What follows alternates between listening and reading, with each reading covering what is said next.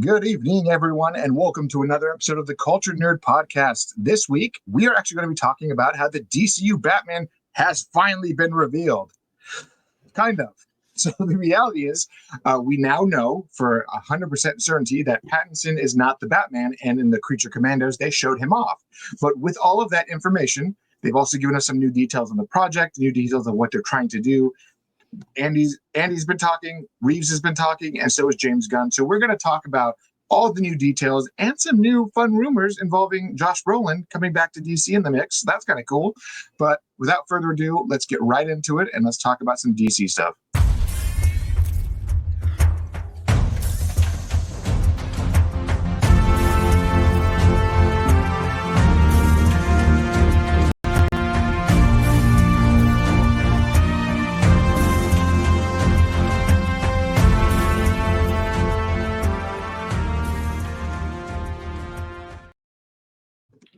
And here we are.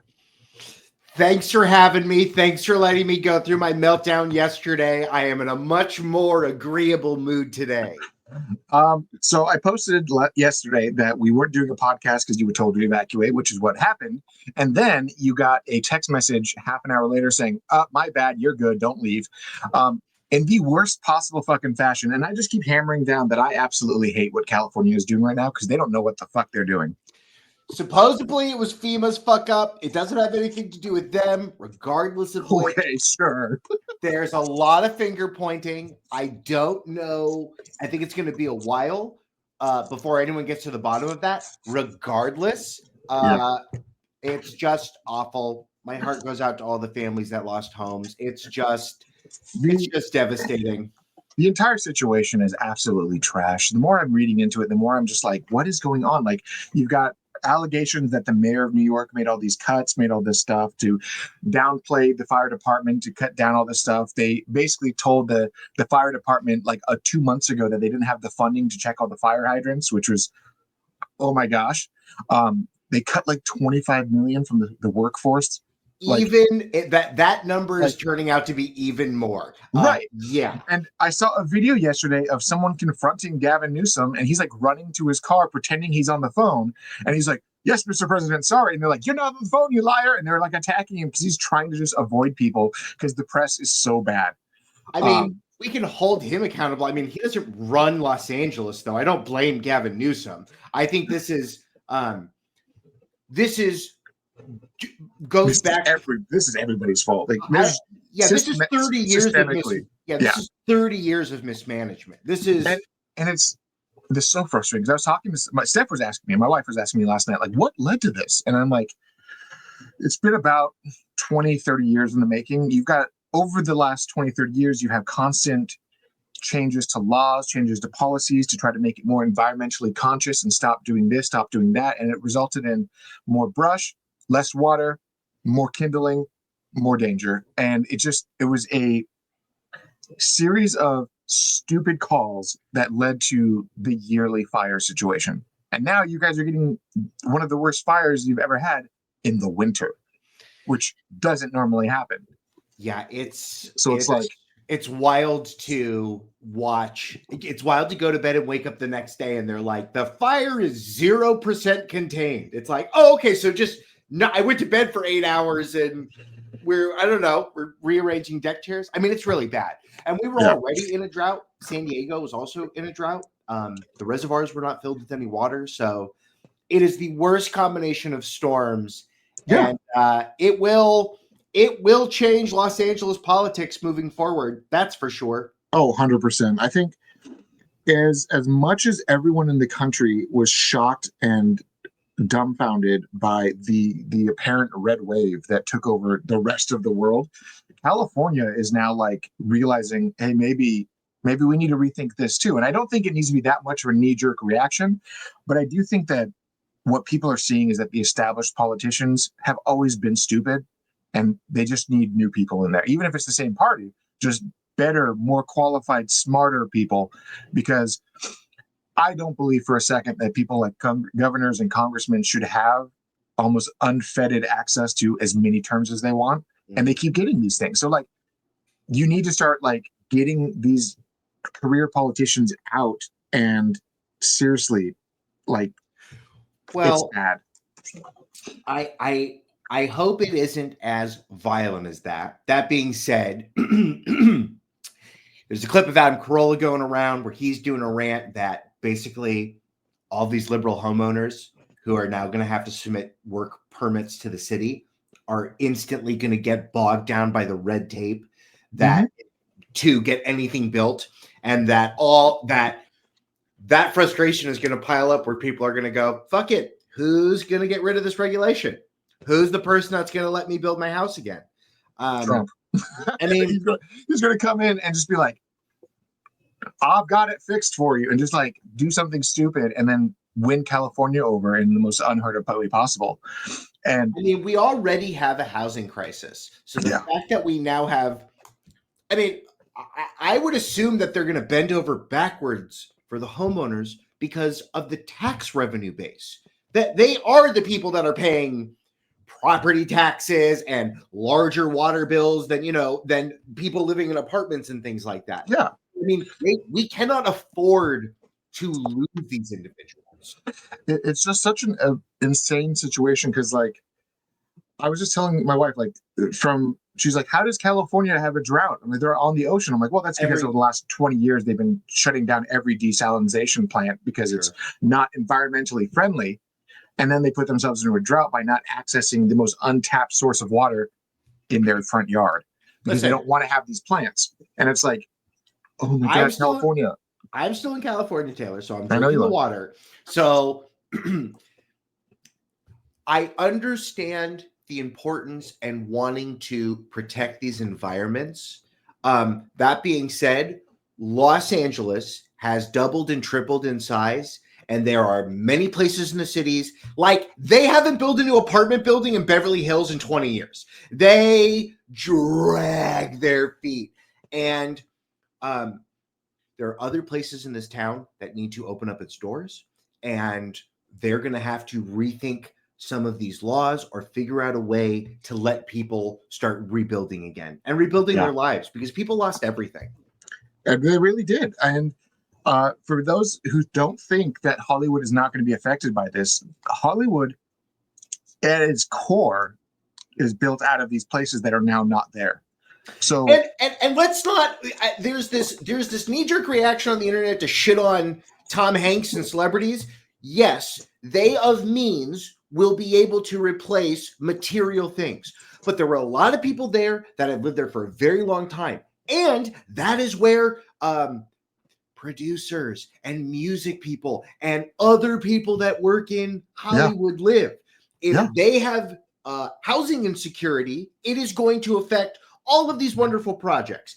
And I guarantee you this is going to affect the Batman movies that we're about to talk about. Yeah, seriously. And it's just absolutely insane. But before we just completely bog down and make everyone sad and depressed by the reality of the situation, we're going to talk about some of the things that happened since the last week. So Creature Commandos had another episode after we did our last episode where we were like, everything got delayed. I like Creature Commandos. I like that they go there. I like that the show feels bloody and that these characters don't feel precious. I'm very happy with this run. I'm also like kind of sad. So James Gunn clearly wrote this project after he wrote Guardians of the Galaxy 3 and clearly was like, I'm going to make some dirty jokes and I'm going to rip your heart out of your ass in the process. So every character you're going to love, I'm going to hurt and you're going to hurt with them. Also, holy crap. This show, while showcasing lots of different parts of the world, it's kind of a Batman adjacent show. It really is. A lot of the rogues and villains and stuff like that, like the fact that we're showing off them means Batman's living over here in the background somewhere. And that's actually what came to be. So what was basically confirmed in this most roundabout way possible was that Robert Pattinson is not the DCU Batman because of ooh, that was really bright. How do I It's so bright. Ooh. I got fancy and tried to get my background to like look like yours. There we go. That's better.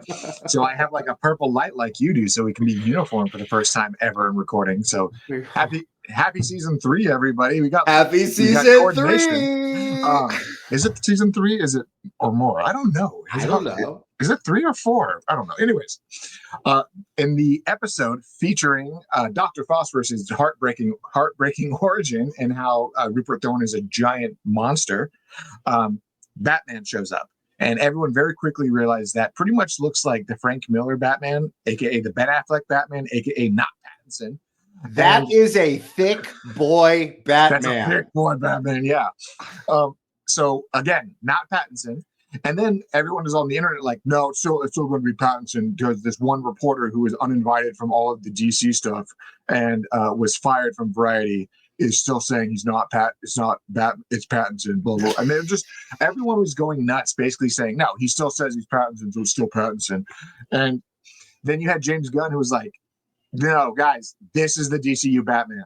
That's the new one. And he was like, they're like, is it Pattinson? He's like, that's the DCU Batman. And he just kept saying it like, that's the DCU Batman.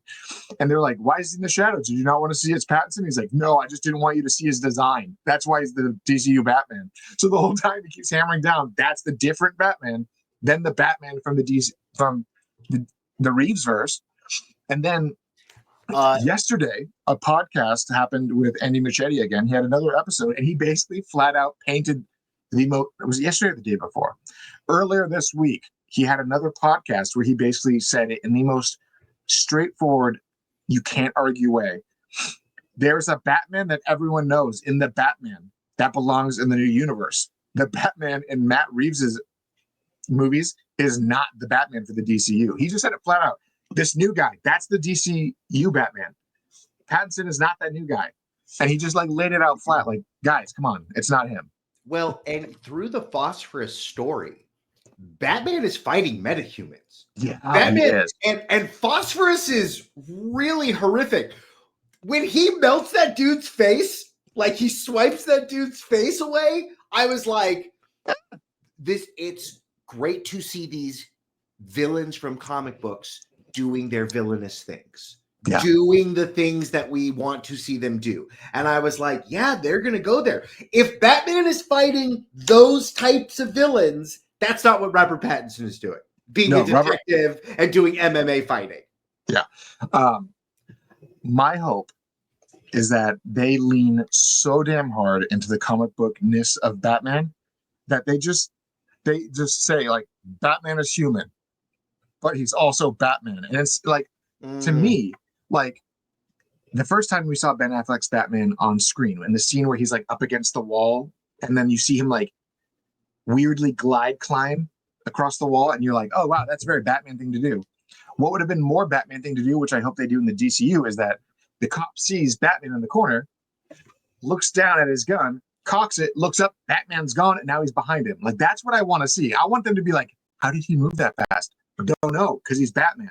Like, do the most ridiculously Batman things and just don't explain it. Just be like, let the nerds argue how fast he has to be to handle this, and let that conversation spread the mythology of the Batman. So now that you've had it confirmed that we're thinking about a thick boy Batman, does that change casting? Does that, for you, does that change the list of names? There is no list of names currently. Because I want that guy from Jack Reacher. I want that thick boy to be Batman. From my understanding, he's not on the list. God damn it. Just because whoever they get has to basically commit for 10 years. Because they need, basically, whoever joins the DCU at this point has their meal ticket for the next decade. But they're going to be... And they need Batman. They need Batman. Once they introduce him, they need him in 3 movies, right? He has to show up in more than that. Okay. More than that. He has to be in his first movie. He's got to also somehow appear in Titans. He has to show up in probably the Nightwing Project or the Outsiders Project, the Justice League projects, the crossovers. Whoever they get has to basically have 2 movies a year worth of cameos for the next 5-6 years. I wonder if you then treat Batman and write him a little bit like Nick Fury. Because I'm thinking of like Samuel L. Jackson was the key movie, the guy who linked all of these movies together. And you're right. For about a decade, he was in like 3 Marvel movies a year. Yeah. And that's what you're going to have to do. And that's what people are actually noticing. So Superman has finished filming. Yet somehow David Cornsweet is showed up in the UK right now, he's in the UK currently, and Supergirl starts filming this next week. So everyone very quickly realized, oh, Superman's going to be in the movie about Superman's cousin. They're really connecting this right off the gate. And people are like, but Superman Woman of Tomorrow is based in space. Yeah, but you have to give her backstory to why she left to space at some point. So you're going to have flashbacks or conversations with her cousin. Like, especially because the audience will now know his story first. Yeah. And he will be the starter doe to her, just like she will be the starter doe for someone else. Yeah. And also, we get Lobo in her movie. We now get they officially confirmed it. Jason Momoa is no longer Aquaman. He is officially Lobo. It's a great fit. Probably one of the worst kept secrets in Hollywood that this was happening, and now they finally were like, "Yeah, by the way, we're gonna start filming next week. It's official." Like, there it is. Do you think we get that fight? Do you think we get the fight with the Martian Manhunter and Lobo, and they're fighting at the rockets, and Superman's there, and Supergirl? Probably not, just because. So, Woman of Tomorrow is a very intergalactic story where Kara is trying to basically find herself and find how she's different than her cousin, because she feels, in the world of Superman, where do I fit in, kind of a thing. So she's kind of off to figure out her place in the universe. And originally, when the writer was pitching the story, he wanted Lobo to be a major character in it. So when they got the chance of making it a movie adaptation, he basically was like, I want to go back to my original idea and put Lobo back in this thing. So he helped craft a story that includes Lobo back in the story that he originally pitched. Is it a road trip movie then? Is it going to be like moving right along, and they go to one planet, they do a fight, they go to another planet, they eat some fish, they go to another planet, and they fight a space monster? It's kind of like a mix between like Mad Max Fury Road and like John Carter of Mars, where you're like, this character is being brought into this battle and like, okay, here I am, let's do this. Kind of like just shit was happening already, and happenstance led to this character now being injected in the middle of it. Oh, interesting. Okay. So it's a very cool story. I don't want to give anything away for the masses who haven't read the amazing comic, but if you can, read the comic, and then you'll know what you're in for, and then you'll realize very quickly, oh yeah, this is a good idea. This is going to be a cool movie. Do we think Batman shows up in this movie? I don't for a second think Batman shows up in this movie, but what I do think is very interesting about this project is one big thing. So we have like the villains, we have the characters, we have a lot of these return players from the original project, and then we've got then we got Lobo now. So like, there's obviously going to be some major differences from the pitch, but I just think it's going to be a very interesting place, because I think we're probably going to get a lot more cosmic buildup than probably people are expecting. You're going to get references to Green Lantern. You're going to get references to Thanagar. You're going to get references to the Ran. You're going to get references to what was the planet that Starfire is from? Oh, I don't know. I don't remember that. Like, I had it and I'm like, oh no, it's gone. Like, it was in 1 second and I lost it. I was like, my nerd card is now in shambles because I cannot remember where Starfire as a character reminds me a lot of what Drax. I can feel her being like a Drax character. Oh my god, it's killing me. What planet is she from? Yeah, you got to Google it then. You can't do this to yourself. No, Tamaran. Tamaranian? Not like Tamaran, right? Like the cookies? Tam Tams? No. Is it like that? No, I think it's Tamaran, because she keeps saying she's Tamaranian, like a Pomeranian, but with a T. Okay. I think it's Tamaran. Okay. I think if I'm wrong, if it's not Tamaran, someone's going to blow you up in the comments. Yeah. Please do. Tell me if I'm wrong. If I'm right, yay, I pulled that out of nowhere. But anyways, I'm pretty sure they're going to have references to all of those places, because it's going to be a big universe for her to try to find her way. And you're going to probably hear like a slew of references. At the end of at the end of Creature Commandos, we basically saw the new Suicide Squad. Well, I mean, yes and no. Okay. I mean, so what we know from the original pitch was that the Suicide Squad was going to be kind of a new storyline starting point. And that storyline was going to continue in Peacemaker, and then continue in Creature Commandos, and then continue in Peacemaker 2 and Waller, and then Checkmate. And that was the initial plan, was that they're basically, you were going to see the downfall of Amanda Waller, and then how Rick Flag Senior was going to take over Argus, and then the government was going to be hunting Waller and using Checkmate to hunt her down. So there was going to be a whole big story about this, and I think what we have now is probably what Rick Flag's Creature Commandos is going to be, because the Suicide Squad has been outlawed. You can't use Task Force X, so she uses her loophole by not using humans, and they're going to find out and say, okay, you just killed a foreign princess. This is bad. This is so bad. And because of that, you're going to have all these other things, and she's going to get ousted. And that probably leads to the next big rumor that's happening. So earlier this past week, a couple scoopers let slip a news about a casting that I'd heard about just because of obvious reasons, that this was something that, okay, so best put it, a few scoopers revealed that Daniel RPK and like Apocalyptic Horseman and people like that Josh Brolin is still talking to DC. He passed on Hal Jordan Green Lantern because he thought there was too much baggage related to the character, but he still wants to be a role. The graphic artist, concept artist, Boss Logic posted a picture of Josh Brolin photoshopped as Darkseid and said, sounds like he's still talking to DC. And then he shared that photo because of the caption. The internet was like, oh my God, is he Darkseid now? Even though James Gunn said they're not touching Darkseid. But some of the scoopers were like, no, he's not in this. He's not in this. He's not in this. He's not Batman. He's not going to be Clayface. He's not going to be, like, they started basically saying who he's not going to be. And then when people started actually thinking about it, like saying, okay, what projects are currently being talked about and worked on that they could potentially be casting someone for, who's left, right? And people very quickly realized that there was one role that was actually being talked about just a few months ago, not even a few months ago, maybe like a month ago and a half, maybe sometime in November, that this project was being written. And then the rumor for the grapevine is that this project was being written and they're recording this actor to play one of the lead roles as a means to solidify this character's place in the universe and as a way to attract a fantastic director to the project, because they've got a writer, they've got the project being written, and this would definitely get some eyes on the project to get someone big to step in and say, yeah, let's do this shit. And lo and behold, Photoshop went very damn quickly and figured it out. Wow. And that's if you attach him, that's a very attractive actor to pin to a Batman movie.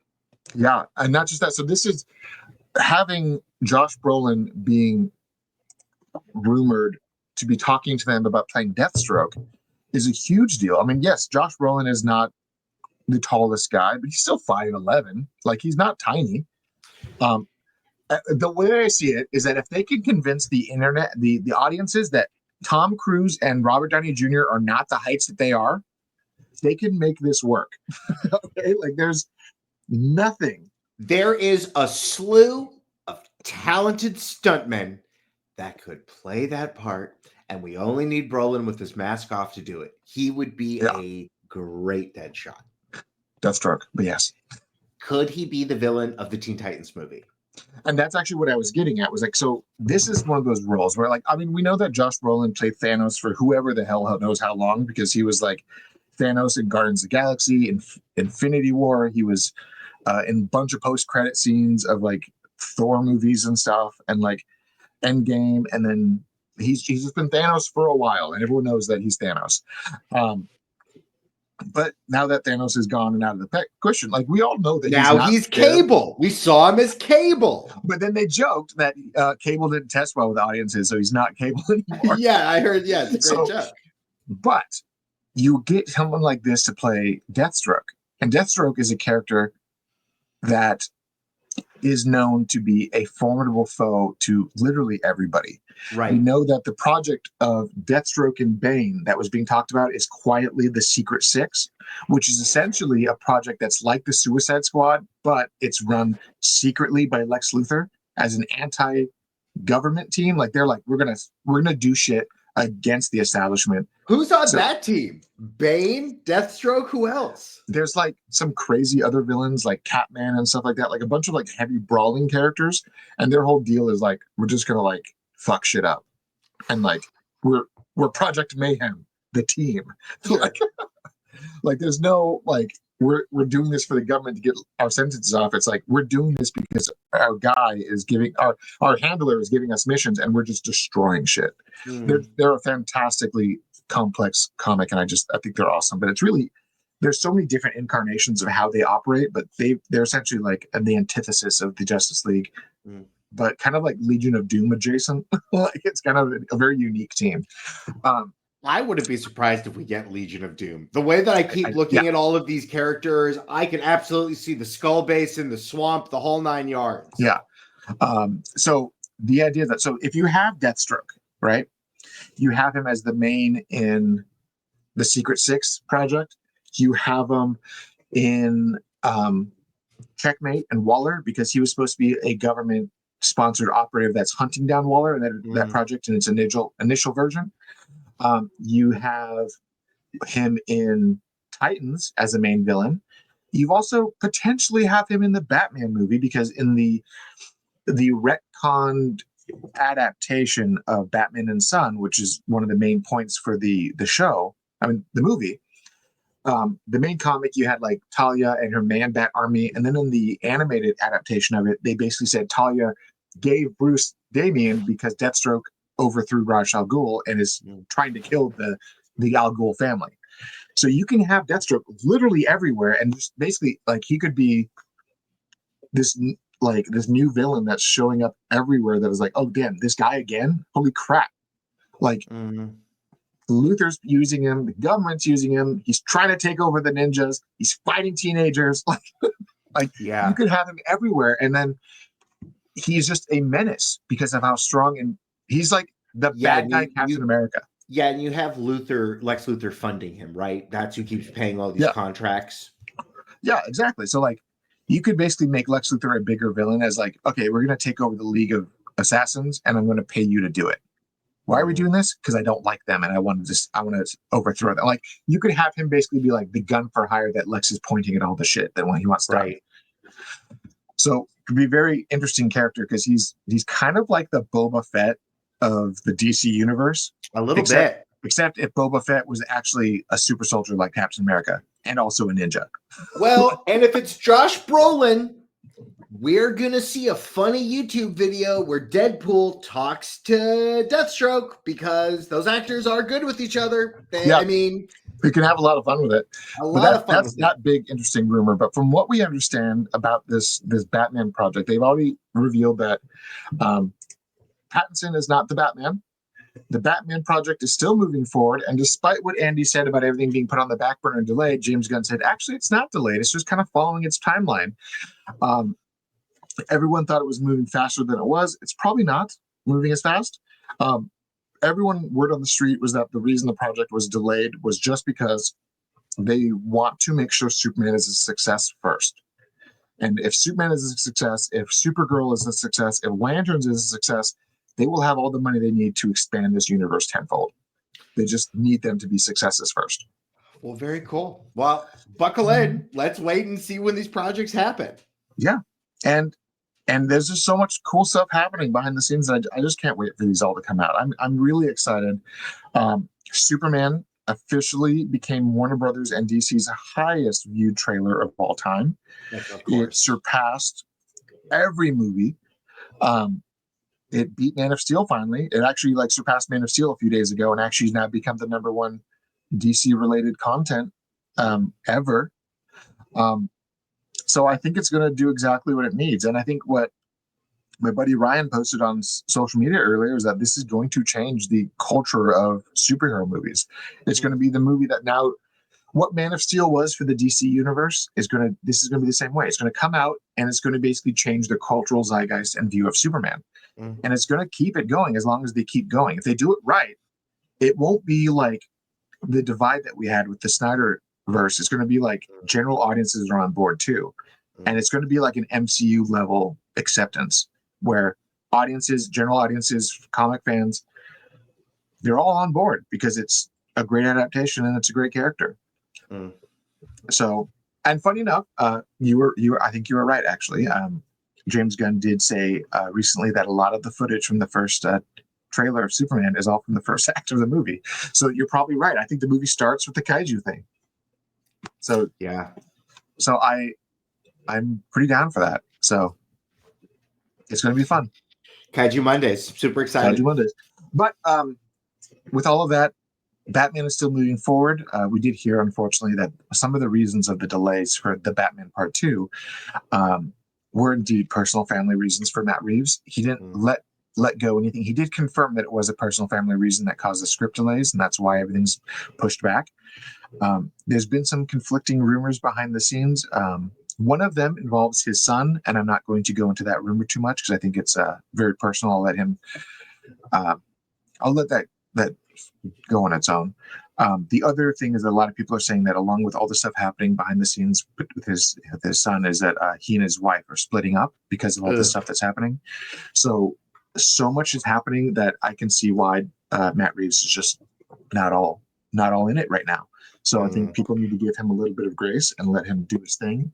But the project is actually still on plan to start filming this October.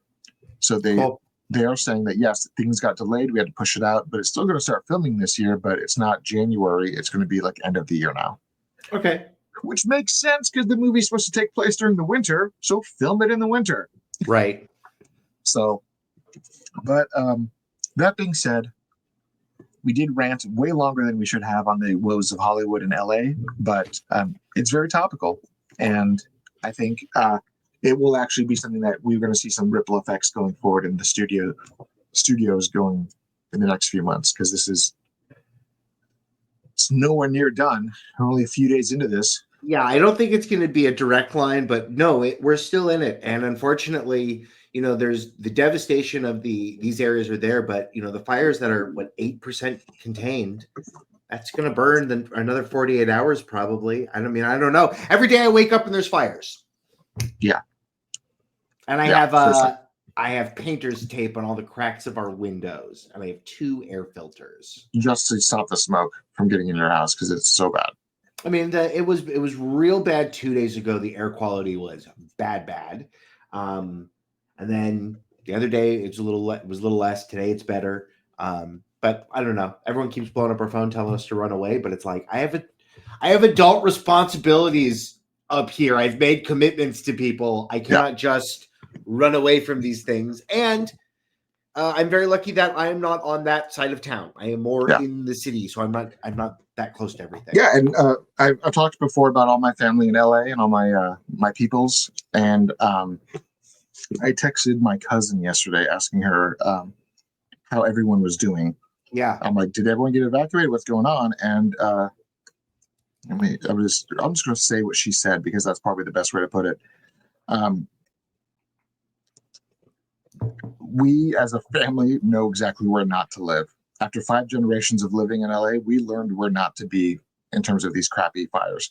So apparently they were very aware of all this, and my family's been there forever. So they were like, let's go to this part because this is where the Santa Ana winds don't wreck you. Sure. And a lot of the issues are now places where the Santa Ana winds quite frequently wreck. And now there's fire being pushed with the winds, which is terrible. And I think it is a storm of all things. It is. Because not only do you have Mother Nature events, of which there's no controlling and will do whatever it wants, you now then have bad actors. And LA has 100,000 homeless people. We have a mental health problem. And in that chaos, people are going in and robbing places. And and unfortunately, I'm seeing stories of people more fires. Yeah, you're seeing reports that people are saying that this could have been started as arson. This could have been homeless camps putting in fires and trash cans to keep warm because it's the winter. And now you've got reports that like Mexican cartels are literally putting like parties together to raid houses and sites where fires are starting so they can steal all the good shit. That's so just in your international WhatsApp. I haven't heard that last rumor yet, but now I'm going to go investigate. Yeah, go look it up. I've heard some there's actually, I think I was watching, someone sent me like a clip from their local LA news saying there was unmarked Escalades going through neighborhoods and dudes with masks and guns raiding houses. And I'm like, oh my God. Well, I'll LA tell you is this. terrible. It's wild that so much has happened from Trump winning the presidency to not even being the president yet. I feel what the fuck are all these drones flying everywhere? How come no one will tell us about them? They're still flying around and we're just not going to talk about them anymore. And now it's LA wild. looks like the version of hell from Constantine. What is going on? Yo, that's so real. It does. It looks like that freeway scene, which was basically just LA. Just LA just after it had a bad storm. But no. Well, Taylor, it is time for my self-care, so I'm going to eat Thai food now. Let's bring it home. Let's bring it home, Michael, because it's been a long day for all of us involved. If you would like to support us, please go over to the patreon.com/theculturednerd. If you do not want to support us, please support Los Angeles firefighters or any relief funds that are out there. There are a number of different ways. Please go Google them. Thank you to all of our wonderful listeners. Thank you for listening. If you can, please like, comment, subscribe, hit that bell and notification button. Question of the week: what Batman villains do you want to see? What movies do you want to see Deathstroke in? Taylor Murphy's been your host. I'm Michael Santel. I'm your co-host. Stay hydrated. Take care of yourself. And we'll see all you kids and cats next time. Bye-bye, everyone. See you next time. Stay safe.